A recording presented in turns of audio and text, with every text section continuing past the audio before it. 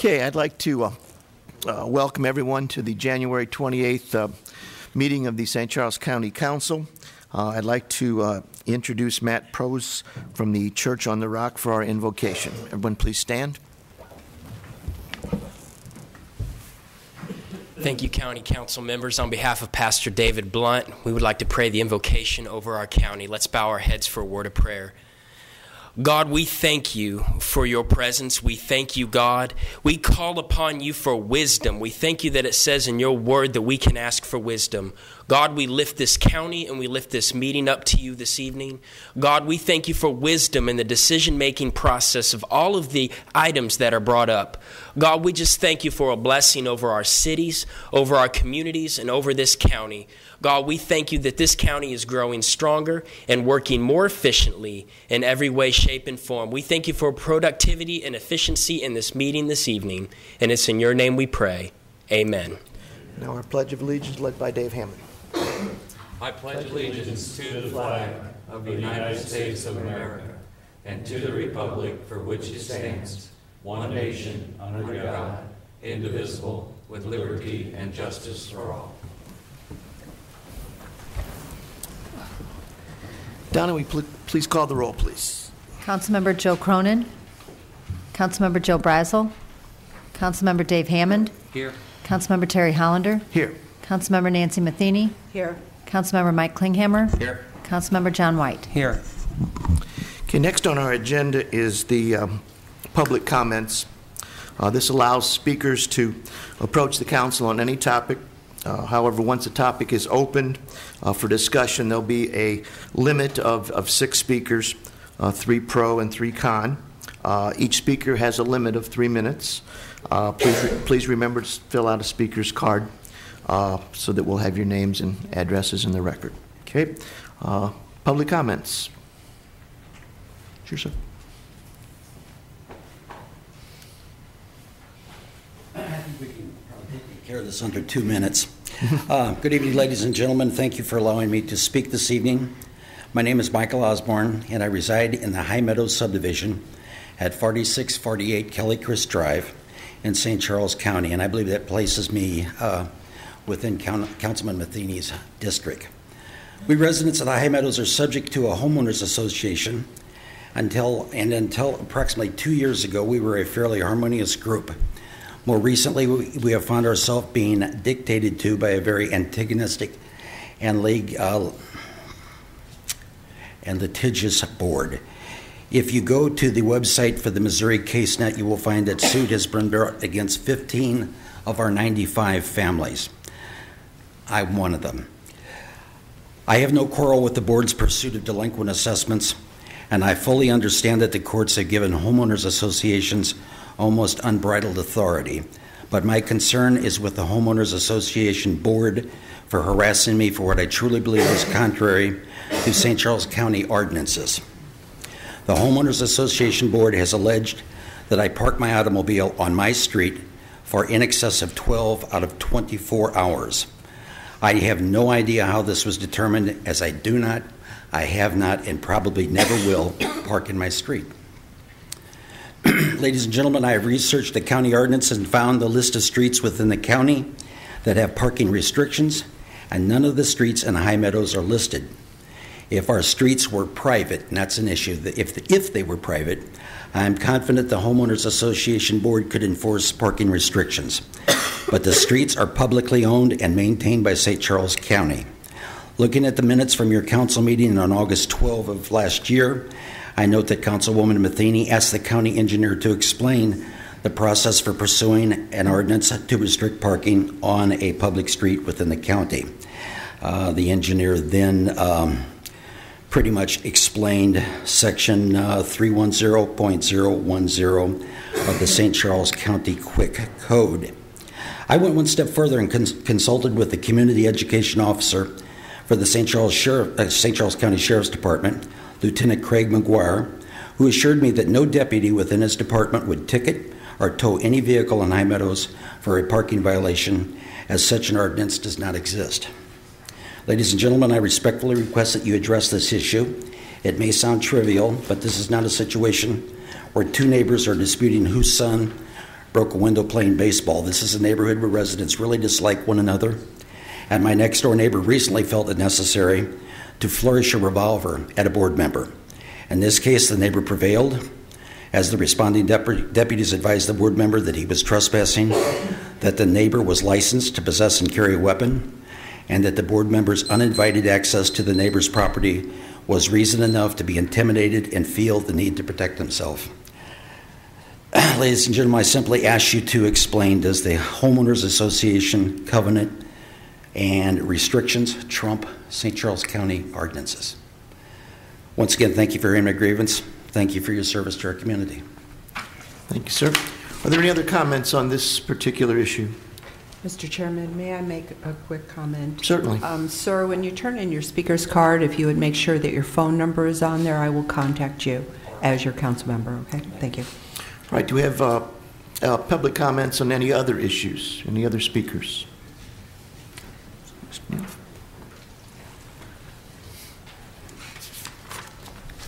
Good evening, members of the County Council. Before you this evening on tonight's agenda, AC Dinoff, County resident. Before you on this evening's meeting agenda is a proposed ordinance 3942, in which the Election Authority Director is asking you to spend $990,000 of taxpayer money without any demonstration of need whatsoever. We've been down this route now. This is the third time in less than a year. In the body of the proposed ordinance, it states that Exhibit A is attached. There is no Exhibit A in its present form. This is putting the cart way before the horse.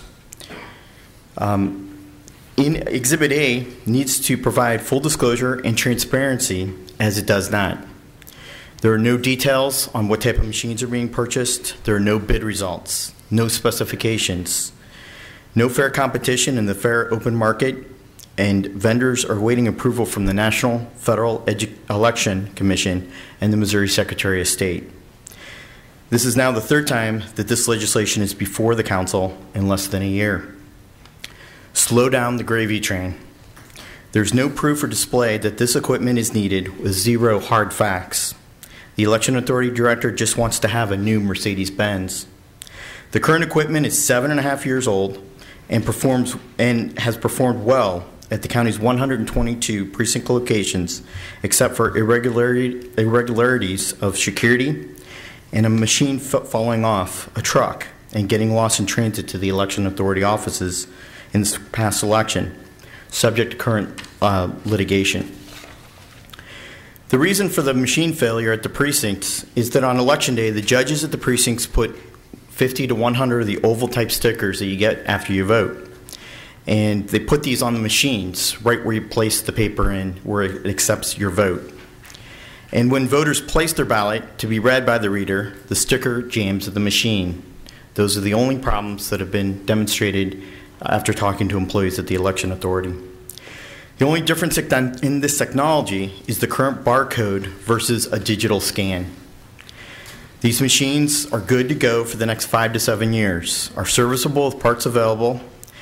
All one has to do is look instead of giving political allies lucrative contracts.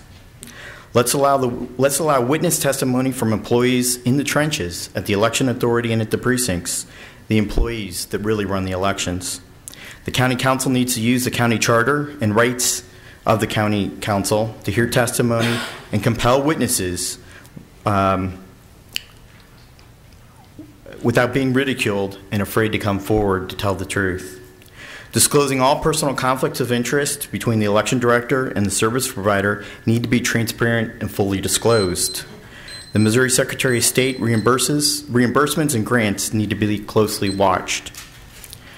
There is current double dipping with cost reimbursement from the Secretary of State involving the Election Authority Director. Please wrap it up, Mr. Neal. Okay. Political subdivisions of the county are being charged and billed for fees that are not incurred by the Election Authority and is subject of current litigation. And finally, for the transparency of government and its citizens, I'm asking that the county audit investigation and report compiled and completed this past Friday be released to the public. Thank you. It's kind of unfortunate that we keep coming to this point, but we're putting the cart before the horse and you don't have the vital information to make an intelligent decision, and I ask that it be tabled. Thank you. Thank you. Is there any other public comments on this particular issue? Election authority, voting machines? Okay. Are there anyone else that would like to speak on any other topic during the public comments?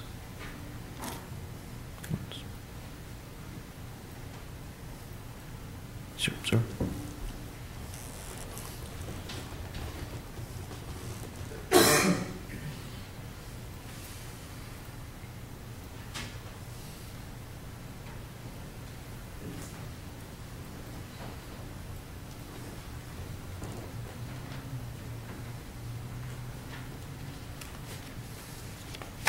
Oh, hi, everybody. My name's Tony. Before we start, I'd like to ask a member of the council to yield myself an additional 2 minutes to revise and extend my remarks. So moved. Thank you. I'll be as brief as possible, I promise. Had to work today, I didn't get to write a speech. This guy works? Not really. Yeah, it'll come on. It'll come. Gotcha. So this, want to talk about the West Clay Extension project that's being voted on to being funded by the County Road Board. This project started as an extension from Fairgrounds overpass over Highway 70, and it was going to go to First Capitol Drive. And in 2007, we voted to move, St. Charles City voted to move West Clay about 100 feet, West Clay and First Capitol intersection. Cost about $1.5 million. And then at that time, they decided to use the route that they chose. Since then, what has happened is this project is no longer a thoroughfare to Fairgrounds. And now all we have is a little piece of roadway that is going to be put on ground that is going to be owned by Lindenwood University. And the city of St. Charles is going to put up $5.9 million just to buy 4.8 acres. The county is going to pay for a $3.7 million road, and the county is going to pay for purchase of the Lindenwood parcels. The county is going to pay to relocate residents and businesses that were on the Lindenwood parcels, and it comes out to $5.9 million. There's $2.2 million in county money that's going to be paid to purchase Lindenwood properties and to demolition Lindenwood properties and to relocate residents and businesses that are on Lindenwood properties. Total bill is about $12 million for a 1,600-foot road. There's another $3 million in cost overruns that the city's put aside, $3.2 million. This is like a $40 million road, $40 million a mile road. This is the most bloated county road board project ever.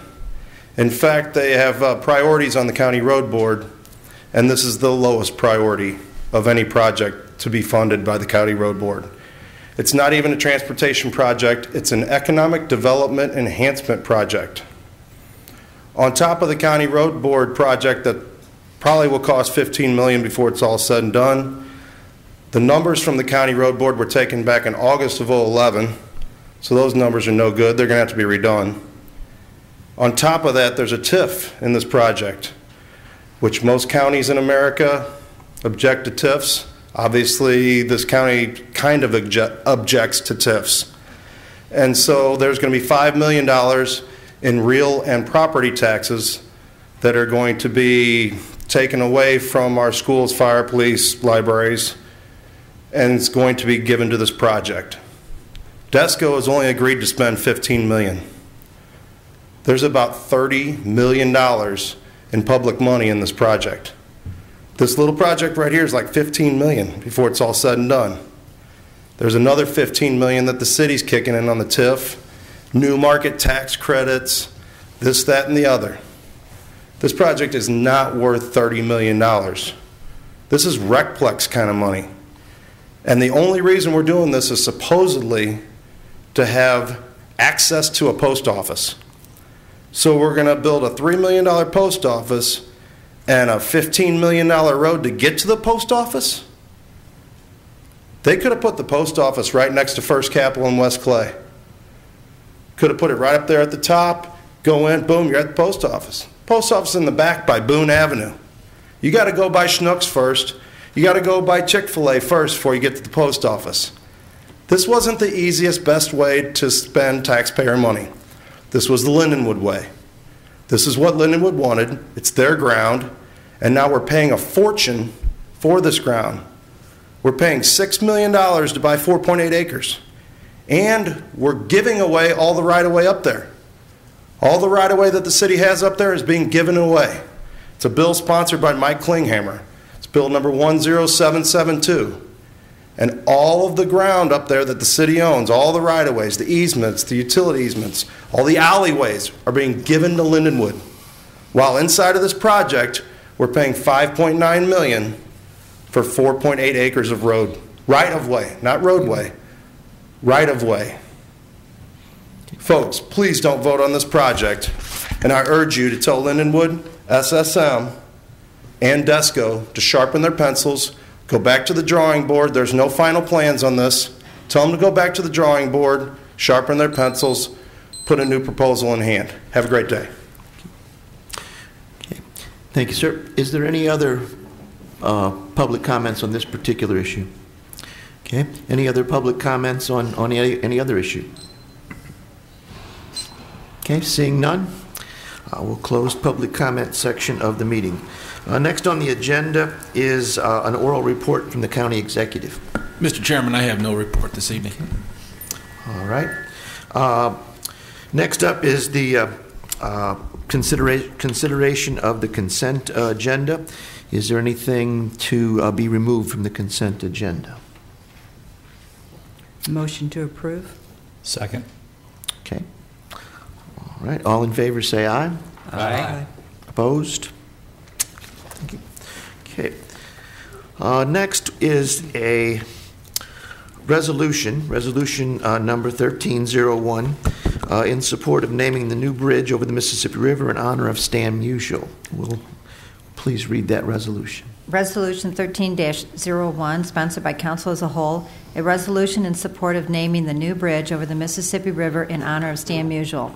Whereas Stanley Frank Musial, 1920-2013, was one of the greatest baseball players in the history of the game, and whereas beyond the incredible record which has forever left its mark on the game of baseball, where between 1941 and 1963, Mr. Musial had 1,815 hits at home and 1,815 hits on the road, this iconic baseball player stood for honesty, dignity, and fair play on and off the field. And whereas Stan Musial, ever a baseball Cardinal, played his last game on September 29, 1963, and was then inducted into the Hall of Fame by 317 out of 340 possible ballots in 1969. And whereas in 1967, Stan Musial served one season as the Cardinals' general manager, and that year the Cardinals won the National League Championship and beat the Boston Red Sox in the World Series. And whereas after his retirement from the days of active play, Stan Musial brought honor to himself, his family, and the entire Cardinal Nation by his generosity, humility, and dignity, making innumerable visits to children in the hospital, reaching out to children and fans in ways too numerous to mention. And whereas this council, on behalf of all of Cardinal Nation, which resides within the borders of the county of St. Charles, offers its support of the naming of the new Mississippi River Bridge on behalf of this outstanding member of the St. Louis community. Now therefore be it resolved by the County Council of St. Charles County, Missouri as follows. Section 1, the County Council hereby requests the legislative delegation from St. Charles County support the naming of the new Mississippi River Bridge in honor of Stan Musial. Section 2, the Council directs that this resolution be forwarded to the members of the Missouri General Assembly who serves districts in this county, and further directs that this resolution be forwarded to the Clerk of the Missouri House and Senate and to the United States House and Senate. Thank you. Questions, comments?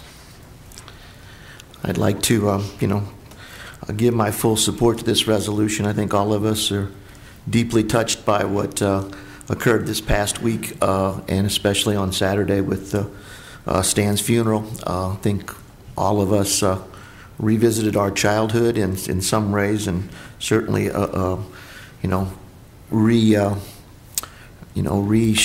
shown the public Stan's greatness. So I think this would be a great thing for the area to have a bridge named in his honor. All right, resolution number 13-01, a resolution in support of naming the new bridge over the Mississippi River in honor of Stan Musial. Councilmember Hammond? Yes. Councilmember Hollander? Yes. Councilmember Matheny? Yes. Councilmember Klinghammer? Yes. Councilmember White? Yes. We now have bills for final passage. Bill number 3931, please. Bill number 3931, an ordinance amending the zoning district map of the County of St. Charles, Missouri by rezoning land from A, Agricultural District to C2, General Commercial District as per application 16766. Any questions or comments on this particular bill? Hearing none, please call the roll. An ordinance amending the zoning district map of the County of St. Charles, Missouri by rezoning land from A, Agricultural District to C2, General Commercial District as per application 16766. Councilmember Hollander? Yes. Councilmember Matheny? Yes. Councilmember Klinghammer? Yes. Councilmember White? Yes. Councilmember Hammond? Yes. Next bill for final passage is bill number 3932. Bill number 3932, an ordinance granting conditional use permit 16766 for a warehouse to Missouri Department of Transportation. Questions or comments on this bill? Hearing none, please call the roll. An ordinance granting conditional use permit 16766 for a warehouse to Missouri Department of Transportation. Councilmember Matheny? Yes. Councilmember Klinghammer? Yes. Councilmember White? Yes. Councilmember Hammond? Yes. Councilmember Hollander? Yes. Okay. Next up is, for final passage, is bill number 3933. Bill number 3933, an ordinance establishing the Ellerman Oaks Road Neighborhood Improvement District and ordering the preparation of plans and specifications and ordering a public hearing. Questions or comments? Okay, hearing none, please call the roll. An ordinance establishing the Ellerman Oaks Road Neighborhood Improvement District and ordering the preparation of plans and specifications and ordering a public hearing. Councilmember Klinghammer? Yes. Councilmember White? Yes. Councilmember Hammond? Yes. Councilmember Hollander? Yes. Councilmember Matheny? Yes. Next is bill number 3934. Bill number 3934, an ordinance establishing the Rose Hill Estates Road Neighborhood Improvement District, ordering the preparation of plans and specifications, and ordering a public hearing. Questions or comments on this particular bill? Hearing none, please call the roll. An ordinance establishing the Rose Hill Estates Road Neighborhood Improvement District, ordering the preparation of plans and specifications, and ordering a public hearing. Councilmember White? Yes. Councilmember Hammond? Yes. Councilmember Hollander? Yes. Councilmember Matheny? Yes. Councilmember Klinghammer? Yes. Okay, next bill for final passage is bill 3935. Bill number 3935, an ordinance authorizing the county executive to execute the CMAQ program agreement with the Missouri Highways and Transportation Commission for traffic signal installation at Central School Road and Highfield Drive, Federal Project CMAQ 7302636, for receipt of funds up to the amount of $156,000. Questions and comments on bill 3935? Hearing none, please call the roll. An ordinance authorizing the county executive to execute the CMAQ program agreement with the Missouri Highways and Transportation Commission for traffic signal installation at Central School Road and Highfield Drive, Federal Project CMAQ 7302636, for receipt of funds up to the amount of $156,000. Councilmember Hammond? Yes. Councilmember Hollander? Yes. Councilmember Matheny? Yes. Councilmember Klinghammer? Yes. Councilmember White? Yes. Okay, next up is bill number 3936. Bill number 3936, an ordinance authorizing the county executive to execute the CMAQ program agreement with the Missouri Highways and Transportation Commission for traffic signal upgrades, Federal Project CMAQ 7302642, for receipt of funds up to the amount of $538,240. Question, comments on this bill? Hearing none, please call the roll. An ordinance authorizing the county executive to execute the CMAQ program agreement with the Missouri Highways and Transportation Commission for traffic signal upgrades, Federal Project CMAQ 7302642, for receipt of funds up to the amount of $538,240. Councilmember Hollander? Yes. Councilmember Matheny? Yes. Councilmember Klinghammer? Yes. Councilmember White? Yes. Councilmember Hammond? Yes. Next up is for final passage, Bill number 3937. Bill number 3937, an ordinance authorizing the county executive to execute Surface Transportation Program Agreement, Federal Project STP 7302641, with the Missouri Highways and Transportation Commission for allocation of funds to 80% of the eligible costs up to a maximum amount of $488,000 for improvements to Parley Lane from Kunze Drive east 2,000 feet for roadway reconstruction, curb and gutter, storm sewers, sidewalks, retaining wall. Question and comments on this bill? Mr. Chairman? Yes. I would like to make a small change on this bill, which is really just a correction. Under the third whereas, Okay. the final sentence, or the bottom of the first page, it says goals of CMAQ funding or congestion mitigation funding. It should read STP funding for Surface Transportation Program funding. So I would like to make that change. Okay, do I hear a motion?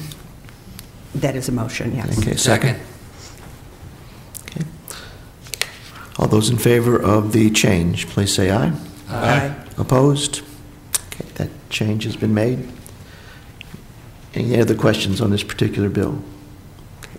Please call the roll.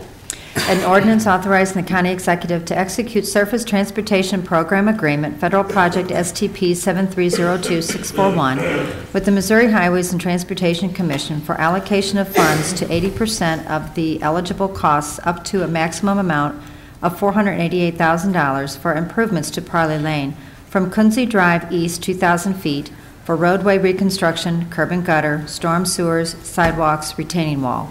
Councilmember Matheny? Yes. Councilmember Klinghammer? Yes. Councilmember White? Yes. Councilmember Hammond? Yes. Councilmember Hollander? Yes. Next up for passage is Bill number 3938. Bill number 3938, an ordinance amending an agreement with the Missouri Highways and Transportation Commission for Phase 3, Missouri Route 364, previously approved by ordinance number 11-055. Okay. Any questions? County Executive? Can I give you all a little history Yes, on this one? we'd appreciate that.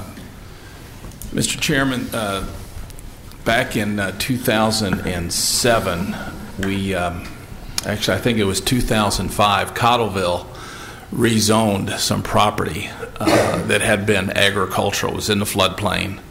And even though we sent John Greifsue and some other people to ask them not to, they did rezone that property, and it was within the paged corridor. We tried, to get MoDOT to buy it before they rezoned it, knowing that as soon as it was rezoned, it would go up in value. MoDOT didn't have any money. 2 years later, we had an opportunity. Mr. Boehmer and I met with the owner and actually worked out an option where we could purchase that property for $3 million. But when it came time to exercise the option, again, MoDOT didn't have any money, and we weren't going to pay for it unless we had some guarantee that we would get the money back. So the option to buy it for $3 million expired.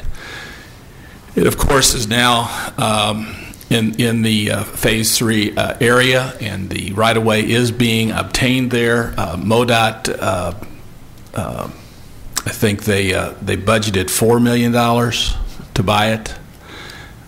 They filed a condemnation. They couldn't reach agreement. They filed a condemnation proceeding, and the commissioners went out there, and the owner's representative said he thought it was worth $63 million. Yes. Even though, again, we had an agreement for $3 million a few years earlier. Bottom line, the commissioners didn't buy the 63, but neither did they give us 3. They went ahead and gave the owner, on the commissioner's report, 13. Is that right? No, 13 million, which is $9 million more than MoDOT had budgeted.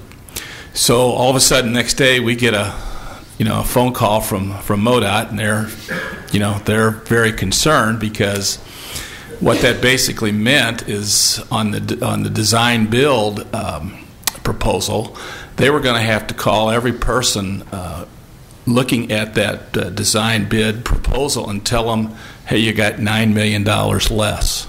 to work with. And that would have been very unfortunate. And there's a good chance, nothing is for sure, and I'm sure Greg's done a lot of condemnation, and you really don't know until the jury comes back. But we think there's a good chance that $9 million will come back. That the jury would come in closer to 4 than to 13, if not all of it, at least a big chunk of it. But what we did is quickly get together with John Greifsue to see what money was available in the road board funds from projects that had not been started on time and come in under budget and things like that. And what we were able to do is sit down with MoDOT. We told Ed Hassinger if he could get half of that 9, that we could find the other half. And he did. He called Jeff City. He found $4.5 million.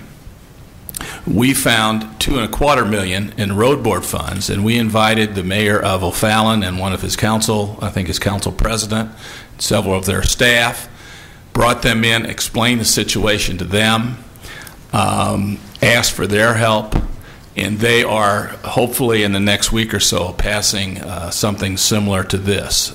So they will come up with the additional $2.25. So we're $9 million short. Half of that, 4.5 from MoDOT, 2.25 from us, 2.25 from O'Fallon, which means we now can expect the same amount of product that we did before. And hopefully we'll get this money back. But if we don't, we won't end up taking less of a project because of this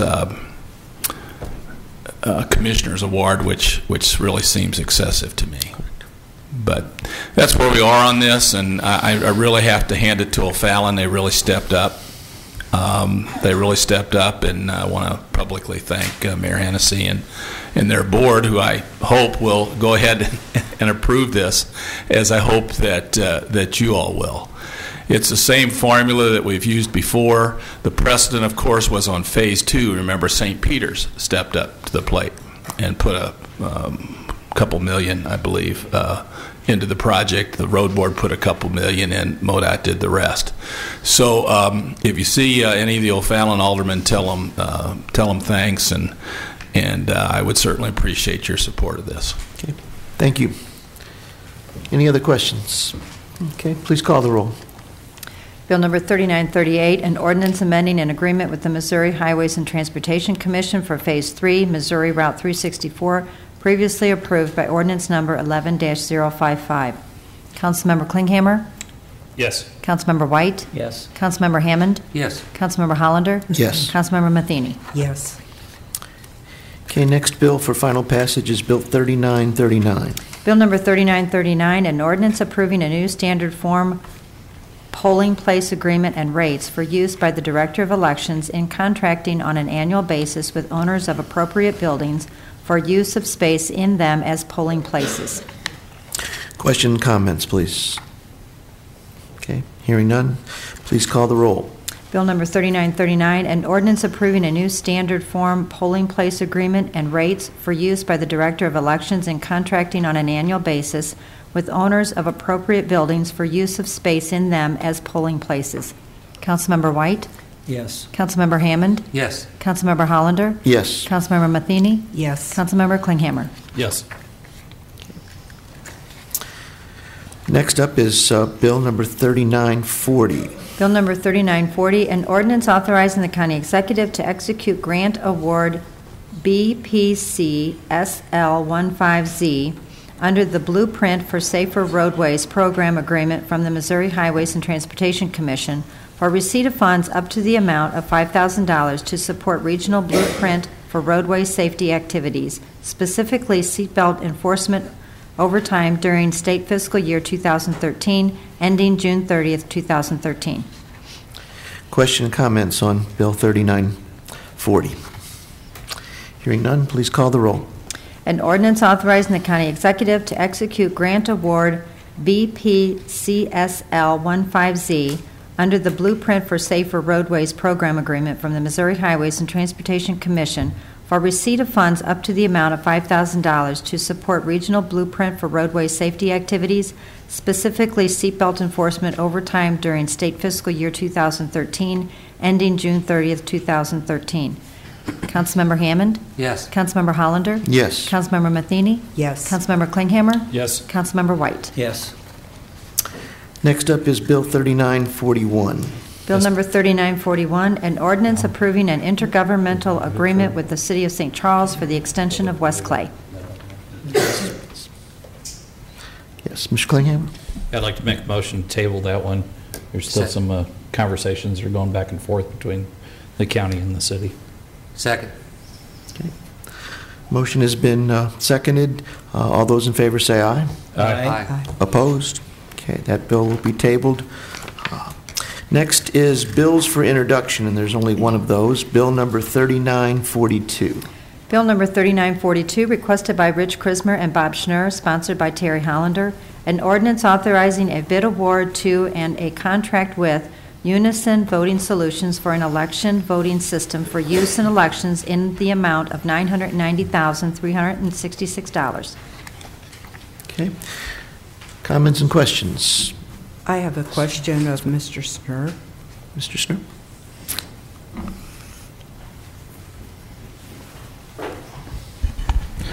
Yes, hi. Could you tell me why this is being introduced off schedule without an attachment? Well, yes. There has been an effort by the election authority throughout the events of last year where Mr. Krismer had a $129,000 grant from the Secretary of State's office to use toward the purchase of new voting equipment. That grant technically expired at December 31st. However, Mr. Krismer was successful with the former Elections Division Director of the Secretary of State's office, Rich Lamb, I think that was his title, in working out an arrangement that because our second bid was in process at year end, the bid opening actually was on December 18th, but because our process was underway and in process as of December 31st, they were agreeable to allowing us to submit for reimbursement of this grant. However, the deadline for that grant reimbursement is February 14th. We had a lot of legwork to do on the bids once they were received, and we did not have the bid tabulation ready to go for introduction at the beginning of January. If we wait until the beginning of February and have 2 meetings on this, we'll miss the deadline. Good explanation. Thank you. Okay. Any other questions and comments? Mr. Chairman. Yes. Mr. Chairman? I'd like to have Mr. Krismer explain to us why we need this. Thank you, Council Member and Council members. The equipment is worn out. Previously, you had a gentleman say that the equipment is working fine. This gentleman sees maybe 2 pieces of equipment 4 times a year. He does not work with it intimately, as I, and so does my 2 election supervisors. This equipment is worn out. We've actually had some difficulties with quite a heavy rain coming into the warehouse building, and it flooded the area that we keep our election equipment. Some of the machines that are supposed to separate the absentee from regular ballots, the motors did not work. We tried to clean them up as fast as we could for the November election. But we've had other major problems with the optical scan, with the memory cards. The optical scan lasers do not read the ballots as they should. Things are just wearing out. The Elections Assistance Commission advised the election authorities, there's 2,700 of us in the country, that we should be prepared to replace these voting machines. They are electronic, they are computers, they do wear out. For instance, this county replaces the computers on every single employee's desk every 4 years, and they don't ever move. My voting equipment moves up and down hill and dale. But the equipment is worn out, and we really need to replace it. The replacement equipment, first of all, the optical scan will be very, very similar. fill out the ballots the very same way and put it in a machine. The machine will look a little different, and the container will look a little different. The ADA equipment for the blind is totally different. We're getting rid of the touch screens. Most states in this entire country have replaced the touchscreen voting machines.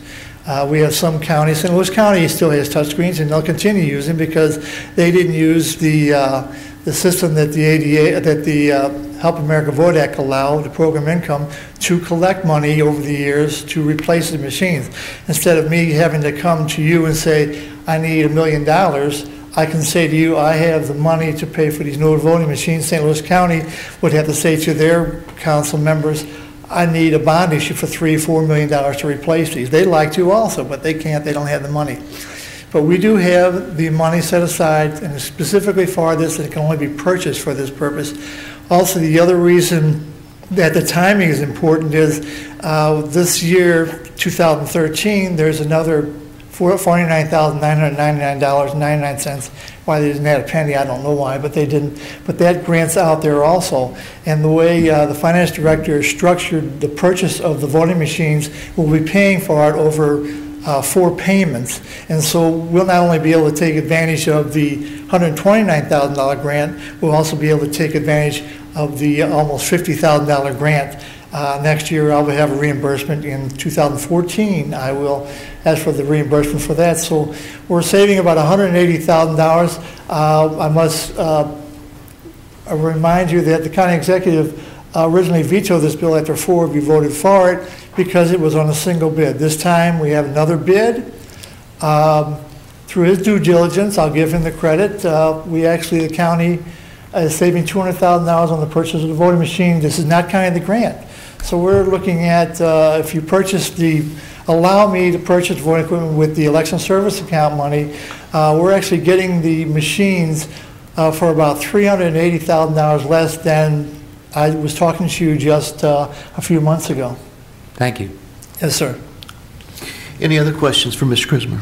Yes, please. Mr. Christmer, if you could, would you give me some sort of report that shows how many problems that you've had, how many machines have been affected by it, just some background. And as a new member of the board here, I don't have the history that the rest of them do. So if you wouldn't mind, just put together a synopsis, if you will, of the problems that you laid out for us briefly tonight. In addition to that, again, we don't have the backup package, so maybe that's coming still, but the 2 bids that are the 2 responders to the process, if you could give me the information as to why one was selected over the other, because I did notice that there's a difference, a fairly substantial difference in the price. You can give it to me in writing, that's fine. I don't expect to be able to make a presentation tonight about the differences. I will get that information to you. One of the things that was requested by the county and the council and the finance director was a demonstration of the voting equipment. And the finance director and his purchasing manager were out there and watched the demonstration of both pieces of equipment. And I will be more than happy to give you that full report. Thank you very much. Any other questions? Thank you, Mr. Christmer. Okay. That concludes. Chairman? Yes. Can I have Mr. Schnurr? Sure. Can I ask him a few questions?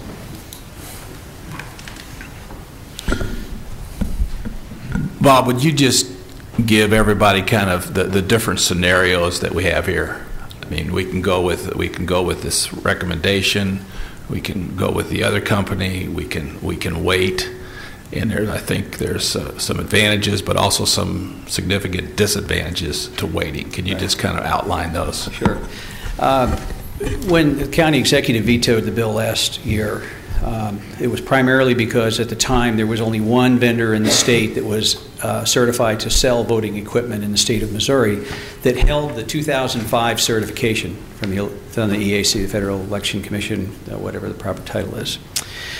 And as Mr. Christmer said, with the results that we received in December, the same vendor that bid last time lowered their cost to us by $203,000. So it pays to wait, and it pays to be patient, and that's a good thing. We have the grants that are in play. that we have a $129,000 grant that is set to expire February 14th, but then there's another $50,000 grant that is set to expire December 31st of 2013. So we have a total grant package of right now $180,000 that could be used toward the cost of these machines. The bidding process was a little curious because we actually thought we had two vendors in the mix. We knew that Unison was going to come back through Henry Atkins and Sons, and we had been speaking with Dominion Voting Systems all throughout last year, and they were very helpful, and we were very patient with them. They were going through their certification process, and we said that when we had another bidder, we would put another bid on the street. Well, came November, they got both their certifications. We said, okay, we're ready to go. We put our bid out on the street, and when we opened the bids on December 18th, we were very surprised that Dominion did not offer a bid. They declined to bid on this particular bid now. But we did receive a bid from Election Systems and Software, ES&S. And so as a result of that bid opening, we did hold two demonstrations, and ES&S is a very capable company. They actually tout, one of their big statistics is that they actually are responsible for the precincts that handle 62% of the American electorate, coast to coast, nationwide. So they handle New York City and Cuyahoga County, Ohio. They're big players. Unfortunately, for them, we had a condition in our bid that said you had to be 2005 certified, which is the current certification and the most up-to-date standards, or if you did not hold them at the time of the bid submission, that you would have to have them before we finalized the contract with you. ES&S is in the process of getting their 2005 certifications. They only hold 2002 certifications now.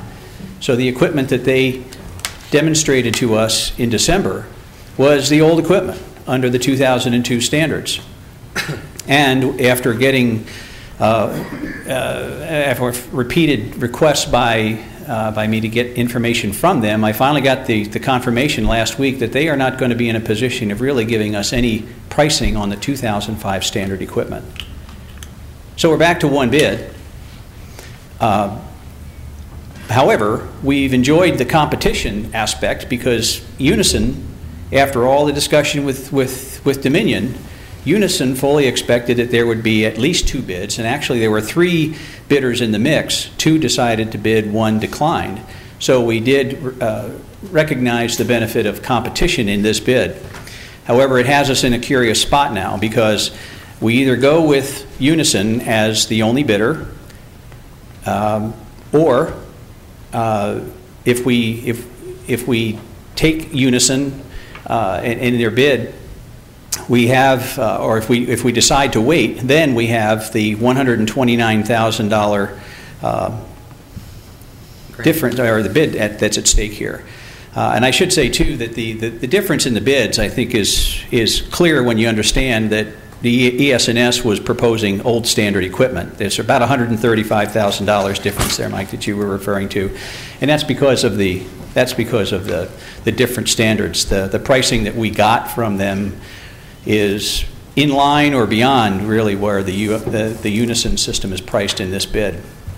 So we have the opportunity to buy this equipment now and enjoy $180,000 worth of grants against the cost of this equipment. That brings the $990,000 down to about $810,000 net. If we wait, we will probably lose the $129,000 grant.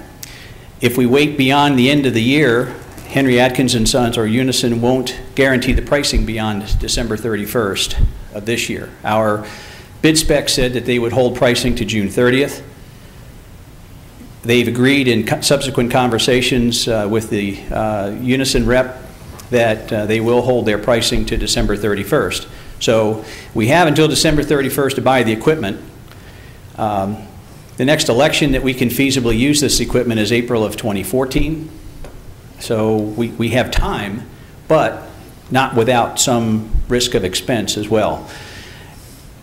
One other option that's out there could be to take the the amount, if you all decide you're comfortable with moving forward in this and replacing equipment now, we could utilize the grant money and spend $180,000, buy 24 machines, and then that would mean then that you would need to buy the balance of the machines by the end of the year to preserve the current pricing.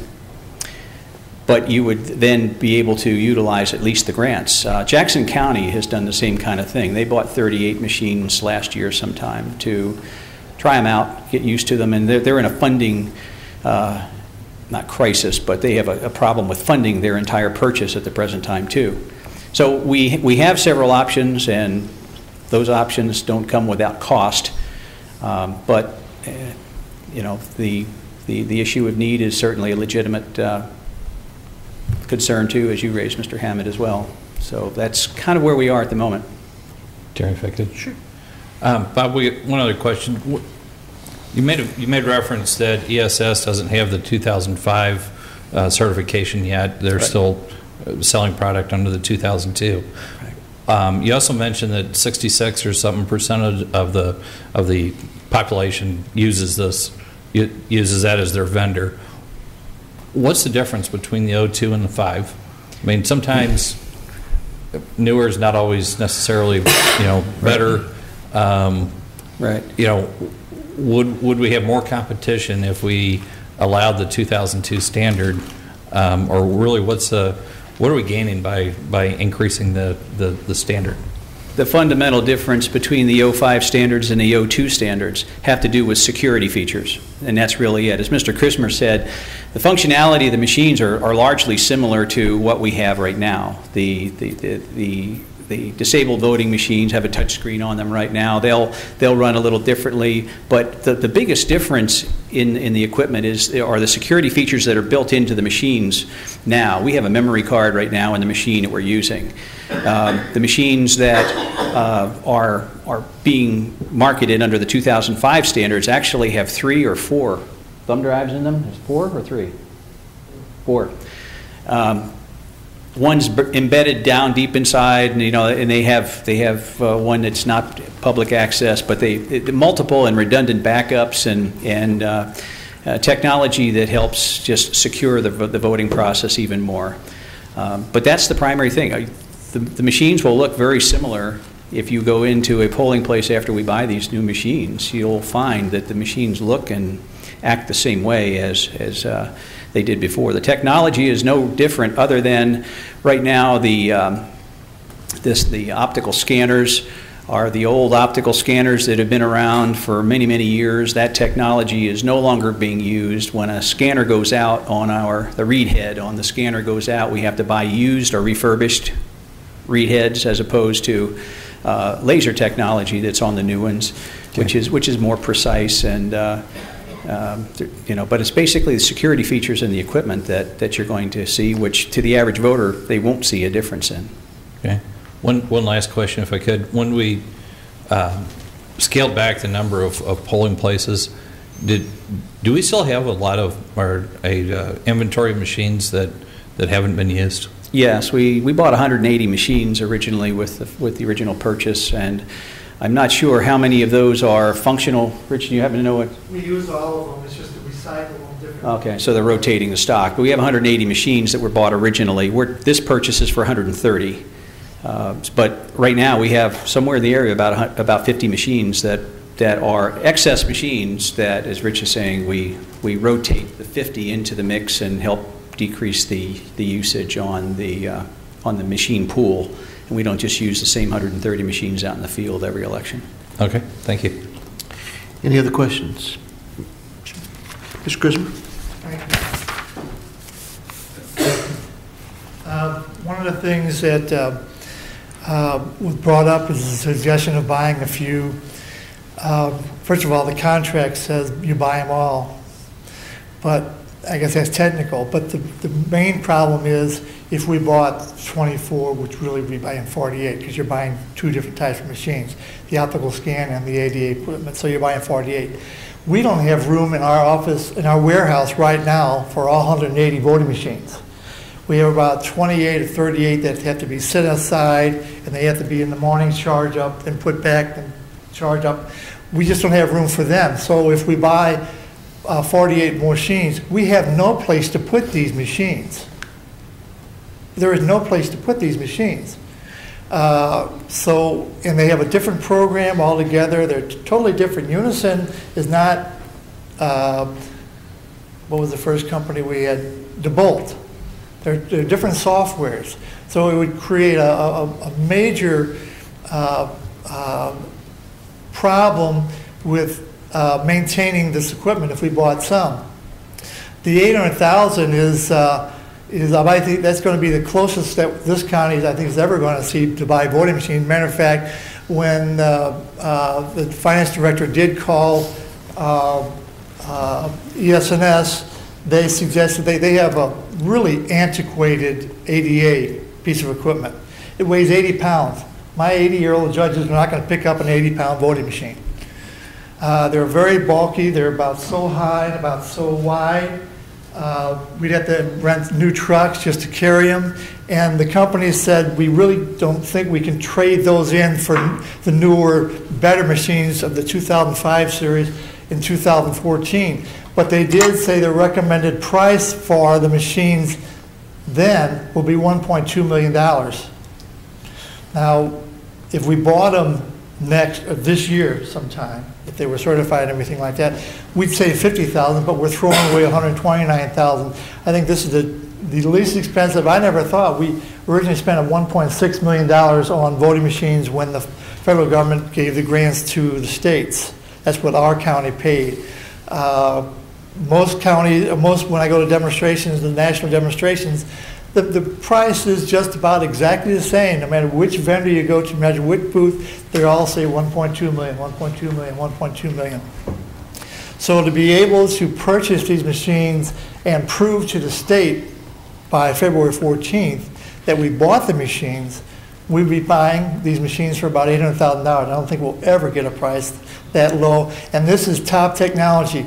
The Dominion system and the ES&S system, these are on the drawing board, or they are now currently working. None of these machines have ever been used in an election. The Unison machines have been out there for 3 years or so, and they've been through all over the country, and they've been used in we have, I think, 18 counties in our state that use Unisons now. They went from the DeBolt, or the company that we have now, to Unison. And so we know they work. The others, we think they're going to work. Last month I was here with the electronic poll books, and there was a gentleman who wanted to sell us electronic poll books, except his didn't work, even though they're $100,000 cheaper. Not 2 days after he spoke to you about how great his machines were, he went to Kansas City, and Kansas City said, well, we're really wanting to buy the company that I purchased, No Inc., through your approval. Kansas City's, they couldn't prove to Kansas City that their system would work. Same problem they had with us. So what's he come up with? He says, I'll develop an iPad for you. Just give me $100,000 to start, and I'll develop an iPad for you. So when you have companies that say they might be able to do this, they might be able to do that, they may work, they may not work. We have a system, Unison, that we know does work, is being used in the field right now and has been used on elections throughout the country in the 16 or 18 counties. 26 counties have already used the Unison in the November election in our state alone. So I'm really asking you to, I will get the information to you, Council Member, and anyone else that would like to have it. If you like it also, Mr. Hammond, okay, I will do that. But I think we're really losing, we're coming so close to losing the best chance we'll ever have of getting our equipment, the best equipment out there now at the lowest rate that we'll ever see. Thank you, Mr. Christopher. Rich, one final thing, Rich. You have a lot of information about this, and obviously a lot of work's gone into it. The only part that I still don't quite get is that we went out for bid on these. We're introducing it. We've got all this other language written up. Where's the rest of the packet for us? That's the only thing that I still don't quite get. Did you want specifications and so forth? I can get you the bid if you want that information. The bid itself, The the specs that total were in the bid. bid, and the contract. I mean, that Okay, that should accompany I it. will work with finance. I'm just not used to, Yeah. I'm not used to approving or seeing almost $1 million purchase with no documentation behind it. Okay. That's- Yeah, we that's originally showed the really equipment, but foreign you to me. weren't here to see it, so I'll work with finance to get you and Mr. Hammond When a this copy is of the being bids. introduced, it has nothing to do with what they did in the past. This ordinance that got introduced tonight Yeah. is for almost $1 million, and there's no documentation for me to look at to go along with it. And that to me seems a little odd. Okay, yeah, the problem is I gave, I'm going to get it for you, both of you. Great. I gave the other committee members all that information over the last year and a half. We've been trying to buy the units and pieces of equipment. So I will get that information to you. If you want the full bid, we'll get you that. Yeah. If you want pictures to see what they look like, specifications, I'll get all that for you, I promise. Great.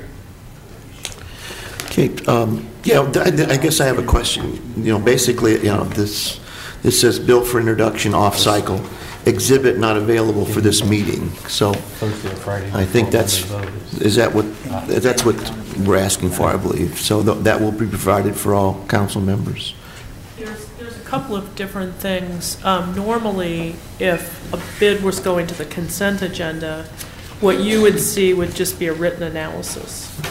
When there's a bill that comes to you for a bid item, and I just realized I jumped the actual county councilor on this, so I apologize, Mr. Dorman. But if there's a bid that comes to you through an ordinance, it normally the exhibit you're going to see is the contract with the vendor. So I take it from Mr. Klinghammer's question that what you'd like to see is the bid analysis and the contract we would normally give you. Okay. I'm trying to figure out I want to see what we're buying for $1 million. If it was on the consent agenda, obviously the first time you'd be seeing that contract would be the night that you vote on it, so we will have the contract, but we'll certainly look into it. And I would have asked the question on Thursday so that I'd have the information before Monday's vote. Exactly, so you will have that opportunity ahead of the meeting, the next meeting when it's up for a vote. Thank you. Okay, thank you, Mr. Krismer. Thank you, Mr. Snarf. Very informative discussion. Guess we concludes our meeting. Have any announcements? Need a motion? Yes. I'd like to take this opportunity to congratulate you on the resolution on the Musial Bridge. Having been one of 34 senators who voted to rename the Mark Twain Expressway the Mark McGuire Highway, and having come to regret that decision, and really knowing at the time that, you know, Mark Twain was really more important than Mark McGuire, but, you know, there was kind of a lot of peer pressure. But I don't think we can go wrong with Stan the Man, not because he's a baseball player, but because he was a great human being. So congratulations on that. I agree. Thank you. Any other announcements? Okay, need a motion to adjourn. So moved. Second. Okay, thank you.